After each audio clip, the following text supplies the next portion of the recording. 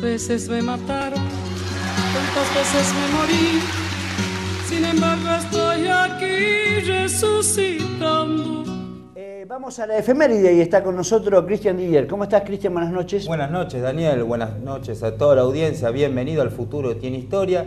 Como dijo Daniel, un programa que tiene que ver con la historia clave del mundo, pero en este caso siempre tratamos de contarle posiblemente la historia de los últimos 50 años y de los 30 años de la Argentina, pero hoy vamos a un poco a revisar la historia del mundo, de uno de los procesos políticos posiblemente más importantes que cambió la historia del mundo y en especial la historia del siglo XX, un siglo que hace pocos años pasamos, y cuando recordamos la historia del siglo XX seguramente gran parte de la historia política y justamente lo que tiene que ver con las relaciones internacionales está muy ligado a esta fecha, una fecha que en el día de mañana, el 7 de noviembre, se van a cumplir 95 años de un proceso que se inicia, en este caso, en Rusia, que es lo que vamos a charlar hoy, lo que se conoce comúnmente como la Revolución Rusa, antes de ir un poco comentando junto con Daniel, una pequeña salvedad. Todos nosotros sabemos que se conoce como la Revolución de Octubre, los que tuvimos la oportunidad de estudiarla en el colegio, en la secundaria, la Revolución de Octubre, la Revolución Roja. No, nadie te enseña en la secundaria la Revolución de Octubre, no, nadie, por lo menos mientras yo pasé la secundaria, nadie me enseñó la Revolución Rusa, pero bueno, un poquito más adelante sí, digamos. Bueno, y este proceso, vamos a decirlo, se cumple mañana, porque en realidad los rusos tenían un calendario distinto al nuestro, el calendario juliano. El 25 de octubre para el calendario juliano se iniciaba este proceso de la Revolución Rusa, pero para nosotros con nuestro calendario se cumple un 7 de noviembre, por eso también queríamos empezar contándole esta pequeña perla que es parte, digamos, de la historia, que en realidad la Revolución Rusa para lo que en ese momento se iba a denominar la Unión de las Repúblicas Socialistas Soviéticas se iniciaba en octubre, pero para nuestro calendario, para el calendario occidental, el día de mañana se van a cumplir 95 años de un proceso tan importante en la historia del mundo, Daniel. Sí, también quiero decir que siempre lo usaste como una cuestión muy particular, sobre todo en nuestro programa de radio. Siempre jugabas con cuál había sido la primera revolución del siglo XX, no sé si te acordás, y parecería que la Revolución Rusa aparece como eso, como la primera revolución importante. Creo que fue la más importante del siglo XX, pero ¿cuál fue la primera revolución? La mexicana fue la mexicana es el primer proceso revolucionario, pero como siempre decimos, este proceso cuenta con algo distinto que tiene que ver con la presencia, obviamente, de un modelo distinto, del modelo de los zares, del zarismo se va a poner el fin, el pueblo se va a poner a la vanguardia del proceso revolucionario y va a surgir, entre otras cuestiones, líderes y una verdadera potencia política y también económica que va a disputar durante gran parte del siglo XX el liderazgo a los Estados Unidos. Estamos hablando de la Unión de las Repúblicas Socialistas Soviéticas. Sí, sí, en realidad va a disputar el modelo económico de producción y de acumulación como tal, ¿no? Me parece que la Revolución Rusa viene a plantear un estándar de vida distinto para su pueblo, para quien ellos dicen asentar ese modelo de producción que le va a traer un bienestar generalizado al conjunto, intentando competir seriamente con el modelo capitalista, que era la acumulación para muy pocos en detrimento de muchos otros. Me parece que lo que impone como rasgo ideológico y fundamentalmente económico la Revolución Rusa es este nuevo modelo planteado en las ideas de Karl Marx, pero llevada adelante casualmente no por un modelo industrialista, ¿no? El modelo de Marx planteaba que posiblemente la revolución o la disconformidad de los sectores iba a estar mucho más asentado en un modelo urbano, en un modelo de producción, y aquí va a estar dado mucho más en el campesinado de la Unión Soviética, en el campesinado de la Rusia zarista, un campesinado muy golpeado incluso por hambrunas muy fuertes y que va a terminar produciendo, primero con un tinte, no digamos liberal, pero no tan crítico, no tan fundamental, que después sí le va a dar, y me parece que vos, Cristian, lo vas a explicar mejor, le va a dar sustento a lo que va a ser la revolución de octubre, el nuevo modelo distinto de presencia de la acumulación en el mundo, del proceso económico, y que obviamente va a influenciar no solamente en Rusia, no solamente en lo que va a ser la Unión Soviética, sino lo que va a ser en dividir el mundo en dos partes, en el este y en el oeste, y bueno, me parece que esa impronta es importante que la recordemos en este programa, ¿no? Sí, la verdad, bueno, para ir recordando una famosa frase de un presidente, en este caso británico, Churchill, decía que el mundo estaba dividido del Báltico al Adriático, había una gran línea que separaba el mundo y esa es la línea. Pero también decir que cuando hablamos de la Revolución Rusa, hablamos de un concepto que comúnmente se suele escuchar, que es todo el poder a los soviets. Todo el poder a los soviets es lo que nosotros hoy denominaríamos todo el poder al pueblo. Exactamente lo contrario que sucedía en la Rusia zarista, la concentración del poder en muy pocas manos, en una principal que tenía que ver con los zares, y con la llegada de la Revolución Rusa se va a dar esto. El poder por primera vez va a volver al pueblo. El pueblo va a ser el depositario del poder a partir de los soviets. Los soviets es lo que nosotros hoy podríamos decir como una asamblea de obreros, gente que se junta para tomar decisiones, y este va a ser un modelo revolucionario y único en la historia del mundo hasta ese momento. Por eso nos parecía en este programa que era importante recordar una fecha que cambió no solo la historia de Rusia, sino en particular la historia también del siglo XX. Por eso, ¿te parece, Daniel, que aprovechemos a ver parte de un video que nos va a ir mostrando las características de los actores más importantes de lo que fue la Revolución de Octubre?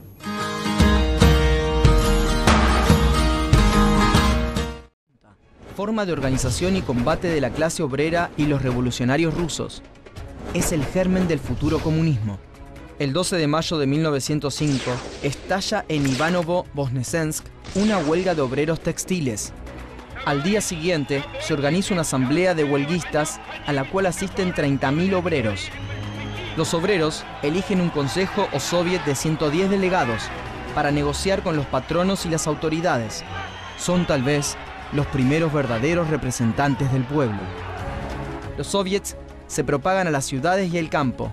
En Moscú y Siberia se convocan los primeros soviets de soldados, y en poco tiempo el soviet de Petrogrado representa a no menos de 250.000 obreros de distintos sindicatos y presenta a la Duma local una serie de reivindicaciones. La burguesía de la Duma le teme al pueblo politizado. El 26 de noviembre es detenido el presidente del Soviet de Petrogrado y lo reemplaza Lev Davidovich Bronstein, conocido como León Trotsky. Nombre: Lev Davidovich Bronstein. Lugar y fecha de nacimiento: Yanovka, Imperio Ruso, 26 de octubre de 1879. Origen social: terrateniente de clase media. Oficio: político. Datos destacados: Trotsky es el nombre de uno de sus carceleros de Siberia. Trotsky es un intelectual marxista que, a pesar de haber mantenido algunas diferencias con Lenin, colabora con él.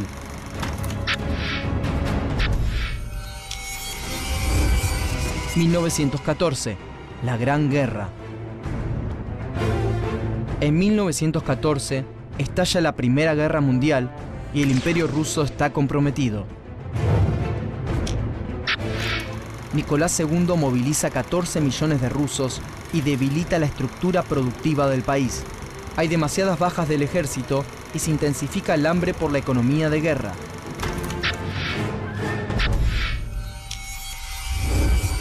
...1917...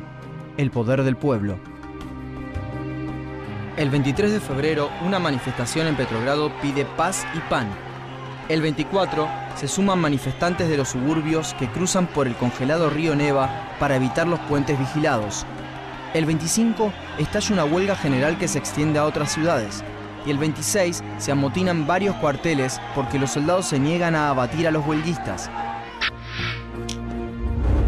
Los mencheviques mueven sus piezas y agitan a los manifestantes. El 27 de febrero se constituye un gobierno provisional que, por presión de los mencheviques del Soviet de Petrogrado, queda días después en manos de Kerensky. Nicolás II, que está en la guerra al frente del ejército, queda sin apoyo y abdica. Caen 300 años de dinastía. Kerensky intenta consolidar una transitoria democracia burguesa con el apoyo de los mencheviques. regresan a Rusia algunos dirigentes revolucionarios que han tenido que exiliarse, entre ellos Lenin y Trotsky. Pero el nuevo gobierno flaquea. Los campesinos exigen la tierra, la paz y la constitución de un gobierno verdaderamente popular y socialista. Lenin y Trotsky se unen para preparar el último golpe revolucionario. El gobierno de Kerensky continúa persiguiendo a algunos líderes bolcheviques bajo pretexto de sedición, pero Lenin vuelve de su exilio en Finlandia con una consigna: todo el poder a los soviets. Lenin. Y crea la Guardia Roja, un comité militar revolucionario para tomar el poder en nombre de los soviets. La Guardia Roja es comandada por Trotsky. El 24 de octubre se apoderan de la central telefónica, las estaciones de ferrocarril y los edificios oficiales. El 25 de octubre, el crucero Aurora abre fuego sobre el Palacio de Gobierno. Casi sin resistencia, el Palacio de Invierno está en manos de los bolcheviques. Kerensky escapa y se constituye un consejo de comisarios del pueblo, formado por bolcheviques y presidido por Lenin. Los soviets proclaman la constitución de su república, la República Soviética. De inmediato, Lenin llama a elecciones, entrega tierras y elimina la propiedad privada. Y finalmente Trotsky firma la paz con Alemania. Para Lenin y Trotsky, la revolución rusa es el comienzo de una gesta que debe ser mundial. En 1919 se erige la Internacional Comunista, que debe coordinar los esfuerzos de los revolucionarios de todo el planeta. Lenin y Trotsky saben que van a tener que defender, a sangre y a fuego, el nuevo orden social.